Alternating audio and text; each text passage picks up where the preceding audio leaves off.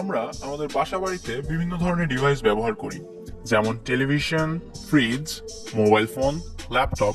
কিন্তু আমরা কি কখনো ভেবে দেখেছি এর মধ্যে কোনটি ইলেকট্রিক্যাল ডিভাইস এবং কোনটি ইলেকট্রনিক্স ডিভাইস? আজকের পর্বে আমরা এই বিষয়টি নিয়েই আলোচনা করব। তো প্রথমেই আমরা জেনে নিব ইলেকট্রনিক্স এবং ইলেকট্রিক্যালের সংজ্ঞা। বিজ্ঞানের যে শাখায় সেমিকন্ডাক্টর অথবা অর্ধপরিবাহী এর মধ্য দিয়ে বিদ্যুতের প্রবাহ এবং নিয়ন্ত্রণ নিয়ে আলোচনা করা হয় তাকে বলা হয় ইলেকট্রনিক্স। অন্যদিকে বিজ্ঞানের যে শাখায় পরিবাহী পদার্থের মধ্যে দিয়ে বিদ্যুতের প্রবাহ এবং নিয়ন্ত্রণ নিয়ে আলোচনা করা হয় তাকে বলা হয় ইলেকট্রিক্যাল। অর্থাৎ ইলেকট্রনিক্স এর মধ্যে সেমিকন্ডাক্টর নিয়ে আলোচনা করা হয় এবং ইলেকট্রিক্যালের মধ্যে কন্ডাক্টর নিয়ে আলোচনা করা হয়। ইলেকট্রনিক্স এবং ইলেকট্রিক্যাল ডিভাইসকে আমরা যদি আলাদাভাবে বুঝতে চাই, তাহলে আমাদের প্রথমে যে জিনিসটা বুঝতে হবে তা হচ্ছে একটি পদার্থের পরিবাহিতা। পরিবাহিতা বলতে বোঝায় একটি পদার্থের মধ্যে দিয়ে কি পরিমাণ বিদ্যুৎ প্রবাহিত হতে পারবে অথবা বাধাপ্রাপ্ত হবে, অর্থাৎ ওই পদার্থের পরিবহন ক্ষমতা। সকল পদার্থ কিন্তু সমানভাবে বিদ্যুৎ পরিবহন করতে পারে না, অর্থাৎ তাদের পরিবহন ক্ষমতা ভিন্ন ভিন্ন থাকে। যেমন আমরা যদি লোহা এবং প্লাস্টিকের উদাহরণটি ধরি, তাহলে লোহা খুবই ভালো একটি সুপরিবাহী, কিন্তু প্লাস্টিক আবার একেবারেই অন্তরক, অর্থাৎ অপরিবাহী। পরিবাহিতার উপর ভিত্তি করে যে কোনো পদার্থকে তিন ভাগে ভাগ করা যায়। একটি হচ্ছে সুপরিবাহী বা কন্ডাক্টর, অর্ধপরিবাহী বা সেমিকন্ডাক্টর, আরেকটি হচ্ছে অপরিবাহী বা ইনসুলেটর। যে সকল পদার্থের মধ্য দিয়ে নির্দ্বিধায় বিদ্যুৎ চলাচল করতে পারে কোন রকমের বাধা ছাড়া, তাদেরকে বলা হয় সুপরিবাহী বা কন্ডাক্টর। যেমন লোহা, তামা, সোনা, রূপা ইত্যাদি। আবার যে সকল পদার্থের মধ্য দিয়ে বিদ্যুৎ প্রবাহ কিছুটা বাধাপ্রাপ্ত হয় তাদেরকে বলা হয় সেমিকন্ডাক্টর বা অর্ধপরিবাহী।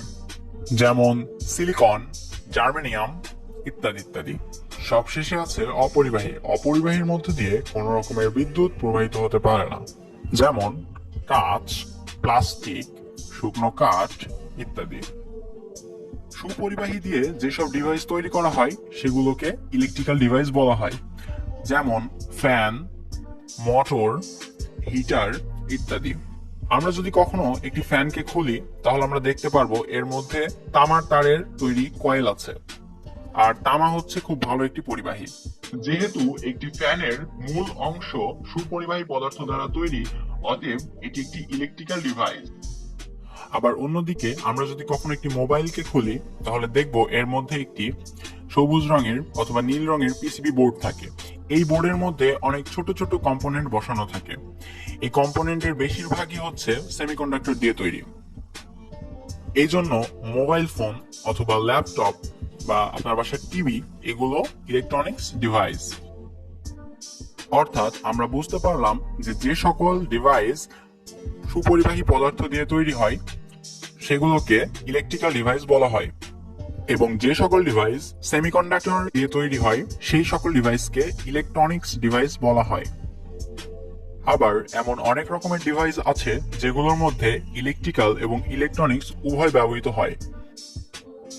যেমন আমরা যদি একটি লিফটের কথা ধরি, তাহলে লিফটকে উপরে ওঠানো এবং নিচে নামানোর জন্য যে মোটর ব্যবহার করা হয় সেই মোটরটি হচ্ছে ইলেকট্রিক্যাল পার্ট। আবার আমরা লিফটের মধ্যে কোন একটি বাটনে প্রেস করলে লিফট আমাদেরকে সেই নির্দিষ্ট ফ্লোরে পৌঁছে দেয়।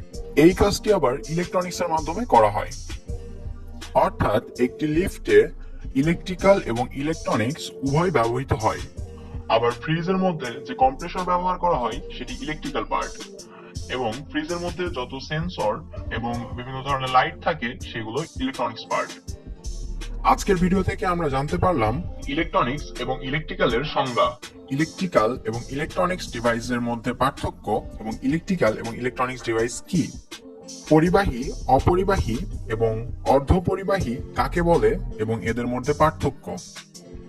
ভিডিওটি যদি আপনার ভালো লেগে থাকে এবং আপনি যদি ইলেকট্রনিক্স ও ইলেকট্রিক্যাল বিষয়ের প্রতি জানতে আগ্রহী হয়ে থাকেন, তাহলে অবশ্যই সাবস্ক্রাইব করে সাথেই থাকুন। ধন্যবাদ।